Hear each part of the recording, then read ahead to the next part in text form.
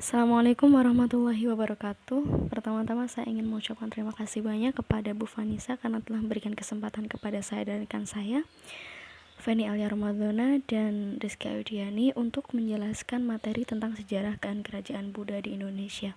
Semoga ilmu yang kita dapatkan pada hari ini menjadi ilmu yang bermanfaat dan barokah untuk kita semua. Amin, amin ya rabbal alamin.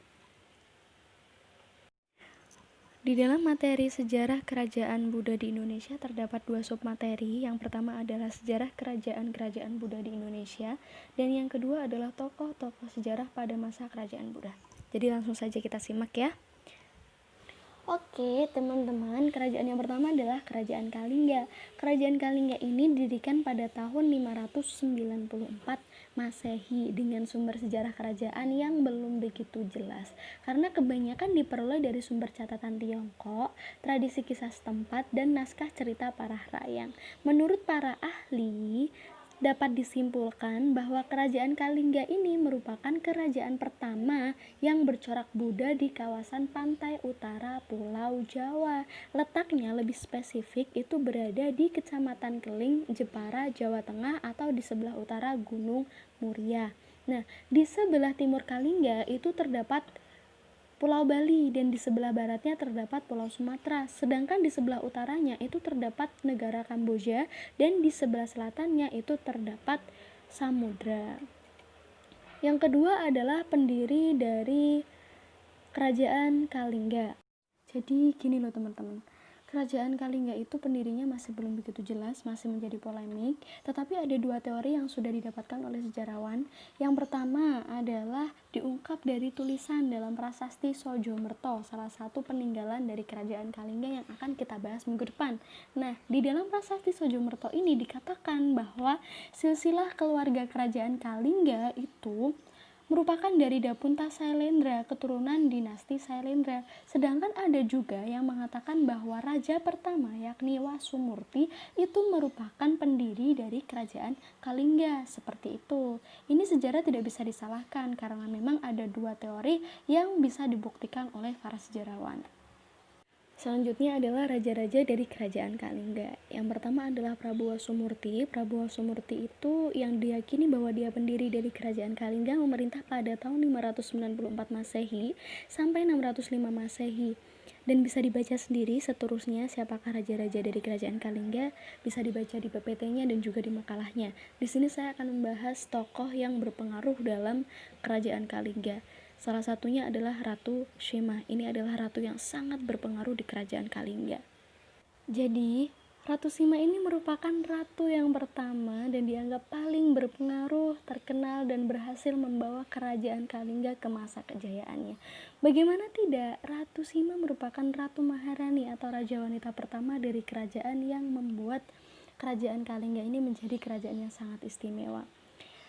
Beliau sangat menekankan pada kejujuran atau integritas. Jadi integritas yang beliau tekankan ini sangat tinggi, sehingga siapapun yang melakukan kesalahan di mata hukum tidak pernah pandang bulu siapapun orangnya, mendapatkan hukuman yang setimpal atas perbuatan yang telah dia perbuat.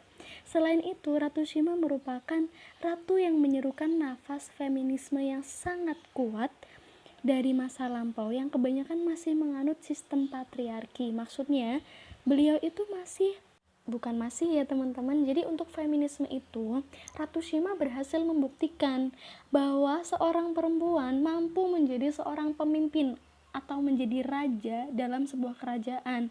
Jadi perempuan tidak layak untuk ditindas. Pada waktu itu kan memang sistemnya masih patriarki. Patriarki itu maksudnya adalah sistem sosial yang menempatkan laki-laki sebagai pemegang kekuasaan utama dan mendominasi dalam peran kepemimpinan politik dan lain sebagainya. Itu patriarki. Tetapi semenjak Ratu Shima itu menjadi seorang ratu atau pemimpin sebuah kerajaan, beliau berhasil mengangkat harkat martabat wanita yang sama derajatnya dengan laki-laki. Itu adalah feminisme, seperti itu.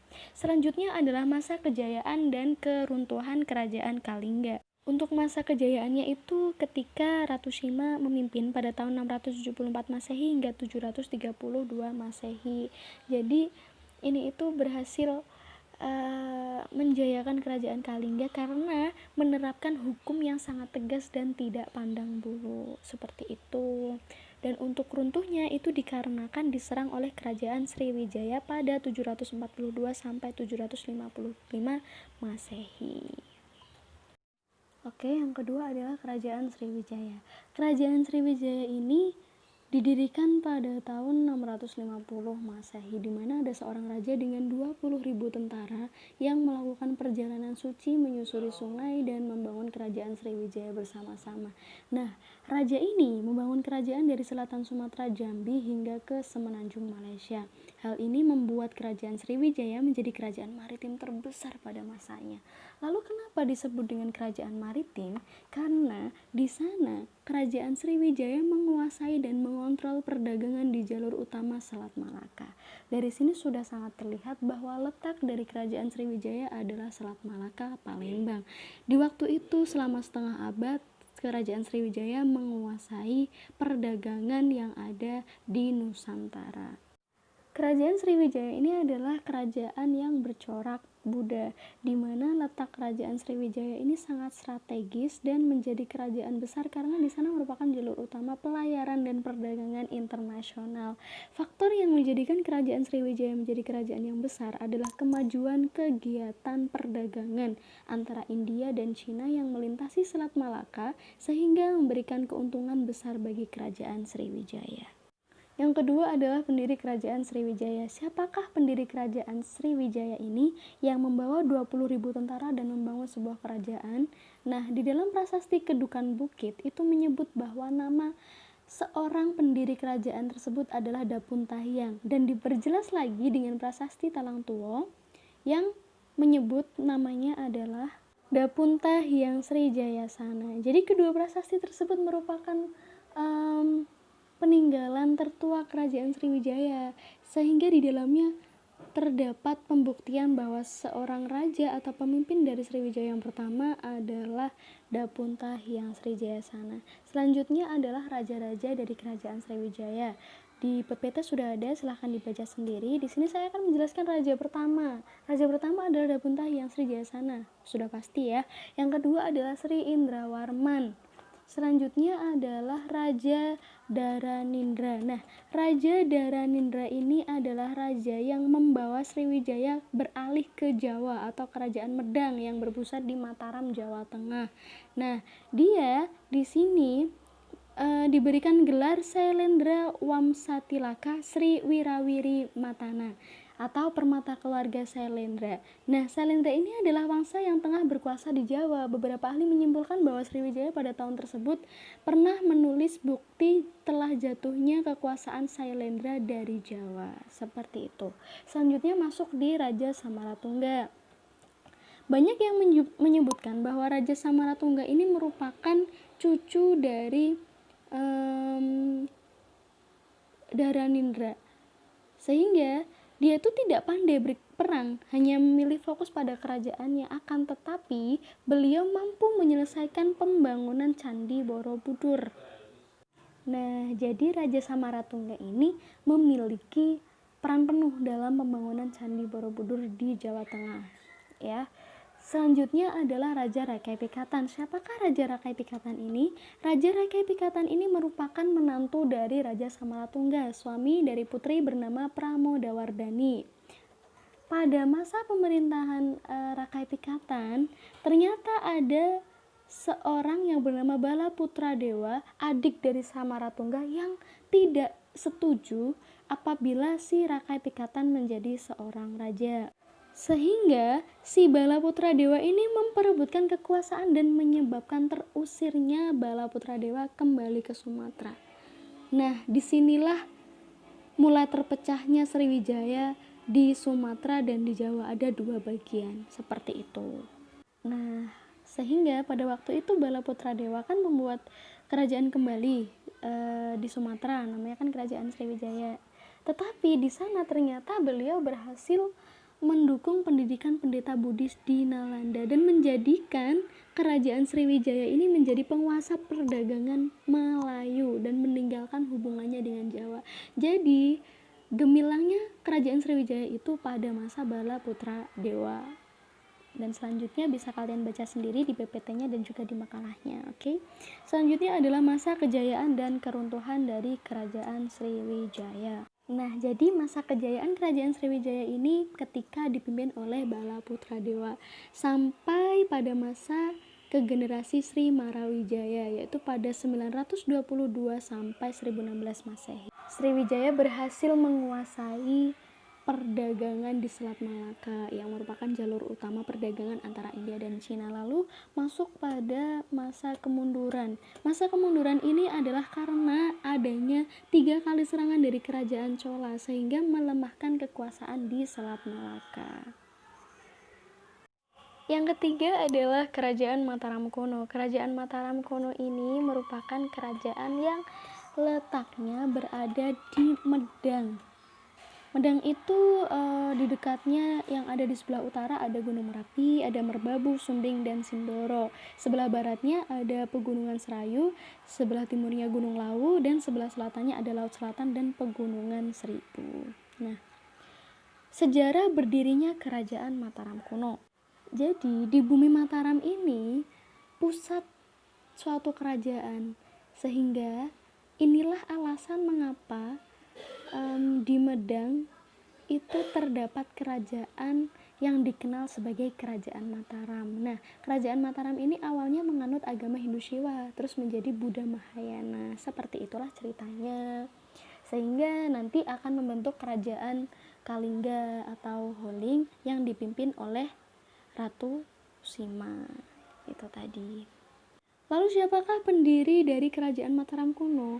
Pendiri dari Kerajaan Mataram kuno adalah Sanjaya. Sanjaya sendiri ini beragama Hindu Shiva, tetapi ketika beliau wafat digantikan oleh Rakai Panangkaran yang notabene dia beragama Buddha aliran Mahayana. Jadi disinilah mengapa Kerajaan Mataram kuno yang awalnya beragama Hindu Shiva beralih menjadi Buddha Mahayana. Selanjutnya adalah raja-raja dari Kerajaan Mataram kuno. Sebenarnya ada 16 raja, kalian bisa membacanya di makalah. Lalu saya hanya ambil 3 raja yang menurut saya memiliki pengaruh besar dalam Kerajaan Mataram kuno. Yang pertama ada Rakai Mataram Sang Ratu Sanjayana.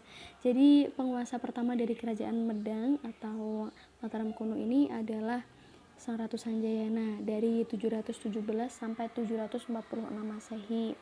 Selanjutnya ada Sri Maharaja Rakai Panangkaran Dyah Pancapana. Ini adalah raja kedua dari Kerajaan Mataram yang dimana Sri Maharaja Rakai Panangkaran ini membuat candi yang dinamakan sebagai Candi Kalasan, karena di dalamnya ada prasasti Kalasan yang menyebutkan atau adanya pujian untuk permata Wangsa Sailendra yang ditujukan kepada Sang Ratu Sanjayana yang telah mendirikan Kerajaan Mataram kuno. Selanjutnya adalah Empu Sindok. Ini adalah raja yang ke-13, tetapi beliau menjadi raja pertama yang berhasil mendirikan Kerajaan Medang di Jawa Timur, sehingga berkuasa dari tahun 929 sampai 947 Masehi. Gelar dari Empu Sindok ini adalah Sri Maharaja Rakai Hinusri Isana Wikrama Darmo Tunggadewa. Jadi itulah gelar yang diberikan kepada Empu Sindok, karena Empu Sindok ini merupakan bangsawan kelas tinggi dalam Kerajaan Medang. Seperti itu. Untuk raja-raja selanjutnya kalian bisa membacanya di makalah yang telah kami kirimkan. Oke, masuk pada masa kejayaan Kerajaan Mataram kuno. Untuk masa kejayaannya itu berada pada masa Raja Sanjayana, karena beliau sangat bersifat arif, adil dalam memimpin, dan memiliki pengetahuan yang sangat luas sehingga mampu membuat rakyatnya itu hidup dengan makmur dan sejahtera tanpa ada pertikaian sama sekali. Nah, kemundurannya ini dikarenakan adanya perebutan kekuasaan yang didalangi oleh Balaputradewa. Jadi sebenarnya Mataram kuno ini kan sudah berdiri, lalu ada yang namanya Rakai Pikatan, di mana Sriwijaya ini yang awalnya di Sumatera pindah ke Jawa. Nah, disinilah Rakai Pikatan juga memimpin menjadi raja di Mataram kuno. Dan waktu itu Balaputradewa itu tidak terima karena merasa bahwa dialah yang lebih pantas dari si Rakai Pikatan. Akhirnya dia diusir dan akhirnya pergi ke Sumatera dan membentuk kerajaan Sriwijaya di Sumatera, seperti itu. Terus selanjutnya adalah adanya bencana alam. Iya, tempatnya kan ada di Jogja. Bencana alam seperti letusan gunung berapi dan lain sebagainya, sehingga mengakibatkan kerajaan ini bisa mengalami kemunduran. Dan yang terakhir, ancaman dari musuh, yakni kerajaan Sriwijaya, yaitu Balaputra Dewa tadi. Nah, maka dari itu yang selanjutnya kan ancaman dari musuh, yakni kerajaan Sriwijaya. Jadi ini tuh diancam oleh Balaputra Dewa yang berhasil membuat kerajaan Sriwijaya di Sumatera itu mencapai masa keemasannya, sehingga mampu memerangi kerajaan Mataram kuno yang dipimpin oleh Rakai Pikatan tadi. Seperti itu. Baiklah, terima kasih atas waktunya dan mohon maaf apabila ada kesalahan dari saya. Mohon nanti bisa dikoreksi bersama-sama. Selanjutnya, kerajaan lain yang akan dijelaskan oleh rekan saya Rizky Ayudiani. Terima kasih. Selamat belajar. Kerajaan berikutnya adalah Kerajaan Dharmasraya. Di Pulau Sumatera pernah ada kerajaan, yakni Kerajaan Melayu. Kerajaan ini dibedakan atas dua periode, yakni Kerajaan Melayu Tua pada abad ke-7 yang berpusat di Minangkabau dan Kerajaan Melayu Muda pada abad ke-13 yang berpusat di Dharmasraya. Berdasarkan letak ibu kotanya, Kerajaan Melayu Tua atau Melayu Kuno sering disebut dengan nama Kerajaan Melayu Jambi, sedangkan Kerajaan Melayu Muda disebut dengan nama Kerajaan Dharmasraya. Berita tentang Kerajaan Melayu ini diketahui dari seorang Cina bernama Wang Pu. Wang Pu menyebutkan dalam bukunya bahwa ada sebuah kerajaan bernama Moloyu yang mengirim duta besar ke Cina pada tahun 644 atau 645. Pengiriman duta ini hanya berjalan sekali dan sesudah itu tidak terdengar lagi kabarnya. Selain itu, seorang pendeta bernama I Ching dalam perjalanannya pada tahun 671 sampai 685 menuju India juga sempat singgah di pelabuhan Moloyu. Saat ia berangkat, Moloyu masih berupa negeri merdeka. Sedangkan ia kembali ke Cina, Moloyu telah menjadi jajahan Shihli Soshi atau ejaan Cina untuk Sriwijaya. Tokoh-tokoh dari Kerajaan Dharmasraya. Yang pertama ada Srimat Trailokya Raja Maulibusana Warmadewa. Munculnya Trailokya Raja sebagai seorang maharaja Melayu berdasarkan prasasti Grahi di selatan Thailand yang berangka tahun 1183. Yang kedua yakni Srimat Tribuana Raja Mauli Warmadewa. Srimat Tribuana Raja Mauli Warmadewa merupakan salah seorang maharaja Melayu yang pernah memerintah di Dharmasraya. Yang ketiga, Srimat Sri Akarendawarman. Akarendawarman merupakan salah seorang raja Melayu. Naik tahta menggantikan Srimat Tribuana Raja Mauli Warmadewa pada tahun 1316.